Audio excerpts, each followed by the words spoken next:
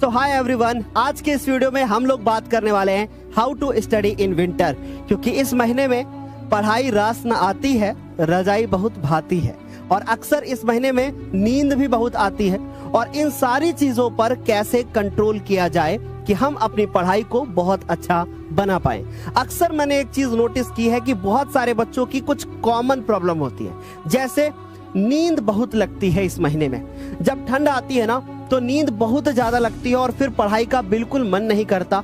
और दूसरी है कि सुबह उठने का 1% भी मन नहीं करता। वैसे वास्तव में मेरा भी नहीं करता, लेकिन अब अगर नहीं उठे तो कब उठोगे। फिर उसके बाद है कि भैया आलस बहुत आता है, आलस से बहुत आता है। ऐसा लगता है कि छोड़ो, अभी नींद पूरी कर लेते हैं, फिर बाद में पढ़ाई करेंगे।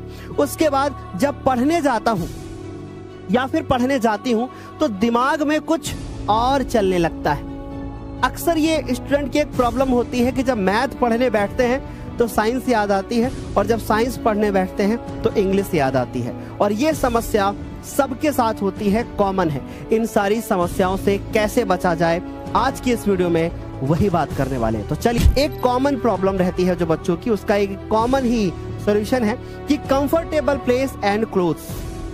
अक्सर क्या होता है ना कि हम ऐसी जगह चुनते हैं जहाँ पे पढ़ने का बिल्कुल मन नहीं करता। और हम क्या चुनते हैं? हम चुनते हैं एक अपना ऐसा कमरा, ऐसा रूम जहाँ पे बस बेड पड़ा हो, इधर उधर किताबें फैली हो। वो गलत तरीका है। एक प्रॉपर आपका टेबल होना चाहिए और फिर उसके बाद बेशक आप उसके ऊपर कुछ ओढ़ करके बैठो। कुछ ओढ़ के बैठोगे तो दिक्कत होगी, मैं जानता हूँ, लेकिन फिर भी ठंड है तो मैनेज करना पड़ेगा। सेकंड कि आपके कपड़े कैसे हैं। आप कोशिश कीजिए कि बहुत फूले फूले जैसे कपड़े मत पहनिए, क्योंकि ठंड में अगर आप वैसे कपड़े पहनते हो तो बहुत भारी भारी सा लगता है। आप इनर का यूज कीजिए। आप जब इनर का यूज करोगे तो वो आपके शरीर में टाइट रहेगा, आपको ठंड कम लगेगी। तो ध्यान दीजिएगा, क्लोथ ऐसे पहनिए, ऐसे कपड़ों को चूज कीजिए जो कपड़े आपकी बॉडी पे बिल्कुल टाइट हो। तो ऐसे में क्या होगा ना कि आपकी बॉडी के ऊपर जब फूले फूले से कपड़े होते हैं तो वो आपको प्रॉब्लम फेस कराते हैं। मीन्स की इरिटेशन आपको होने लगती है कि भैया इधर बैठ रहे हैं तो खिसक रहा है, उधर बैठ रहे हैं तो खिसक रहा है। कपड़े सही से पहनिए और टाइट एकदम कपड़े पहनिए ठंड के मौसम में। दूसरी चीज है कंफर्टेबल प्लेस। मीन्स आपको टेबल चूज करनी है, ना कि आपको बेड यूज करना है। अगर आप बेड यूज करोगे आपको आलस आएगा, आपको नींद आएगी और फिर उसके बाद आपका टाइम बहुत ज्यादा बर्बाद हो जाएगा। तो भाई ध्यान रखिए कि आप टेबल पे पढ़ाई करें। अगर आप उस टेबल को नहीं रखना चाहते हैं, आप बैठ करके नहीं पढ़ना चाहते हैं, तो आप स्टडी टेबल लीजिए। जो कि आप स्टडी टेबल को जब आप लेंगे तो आप अपने बेड के ऊपर रखिए, आप बेड के ऊपर बैठिए और फिर उसके बाद स्टडी टेबल पर पढ़िए। वो भी एक बहुत बेहतर तरीका होता है। ऐसे में भी आप ठंड में भी बचते रहोगे और साथ ही साथ आप स्टडी टेबल का यूज करोगे जो कि आपके बेड के ऊपर होगी। उससे आपके पढ़ने के तरीके और टाइम आपका बढ़ता चला जाएगा। जब आप किसी भी चीज को पढ़ोगे तो आप 2 घंटे का मन कर रहा है तो भाई वो 4 घंटे कब हो जाएंगे पता नहीं चलेगा। और इन सब चीजों का विशेष ध्यान दीजिए। दूसरा आता है मेरे प्यारे बच्चे कि hot drinks and proper break. अब क्या होता है ना कि अगर ठंड के दिन है तो हॉट ड्रिंक तो चलती है, मतलब कि चाय तो पीना ही पीना है। चाय की चुस्की नहीं मिलेगी तो फिर पढ़ाई कैसे होगी?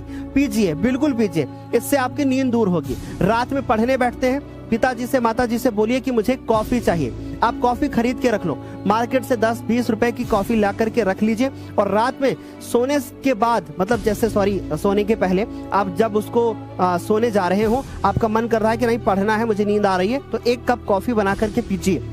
आपके सोने का जो टाइम है वो बढ़ जाएगा, आपको ज्यादा टाइम मिलेगा पढ़ाई करने के लिए। कॉफी बहुत हेल्प करती है, चाय भी आपकी हेल्प करेगी। तो कॉफी और चाय आप ले सकते हो, या आप चाहो तो आप ग्रीन टी का यूज भी कर सकते हो। इससे क्या होता है कि आप हेल्दी बने रहोगे, है ना। तो ग्रीन टी का भी आप यूज कर सकते हो। उसके बाद आता है कि प्रॉपर ब्रेक। अब क्या होता है ना कि जब हम पढ़ने के लिए बैठते हैं तो हम एक साथ पढ़ते जाते हैं, फिर उसके बाद ऐसे सर को पकड़ते हैं और फिर मुझे लगता है कि भैया ये क्या हो रहा है, बहुत तेज से सर दर्द हो रहा है, थोड़ा सो लेते हैं। अक्सर ऐसा होता है, इसलिए आप प्रॉपर ब्रेक लीजिए। अब ब्रेक कितने मिनट का लीजिए?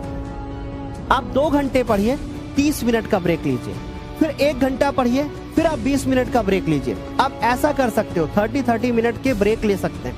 और इन ब्रेक में ऐसा नहीं है कि बस पढ़ाई छोड़ी और गपशप में लग गए। इस ब्रेक में आपको अपने दिमाग को शांत करना है, और दिमाग अगर शांत नहीं होगा तो फिर आगे के टाइम में पढ़ाई कैसे कर पाओगे। तो याद रखो कि अगर अच्छे से पढ़ाई करनी है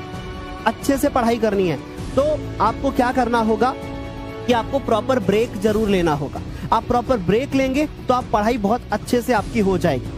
ठीक है, तो इस बात का भी विशेष ध्यान रखना कि ब्रेक बहुत ज़्यादा ज़रूरी है। और ब्रेक दोस्तों के साथ गपशप नहीं करना है, अपने आप को रिलैक्स रखना है, टहल लेना है, थोड़ा सा इधर उधर चीज़ों को देख लेना है, थोड़ा बहुत टीवी वगैरह देख सकते हो, मनोरंजन कर सकते हो। और सबसे अच्छा तरीका मैं आपको बताऊं क्या, कि अगर आपको लगता है कि भैया ब्रेक लेना है तो भैया साउंड सिस्टम रखो घर के अंदर या मोबाइल बजाओ और बंद कमरे में खूब तेज से चिल्लाओ, डांस करो।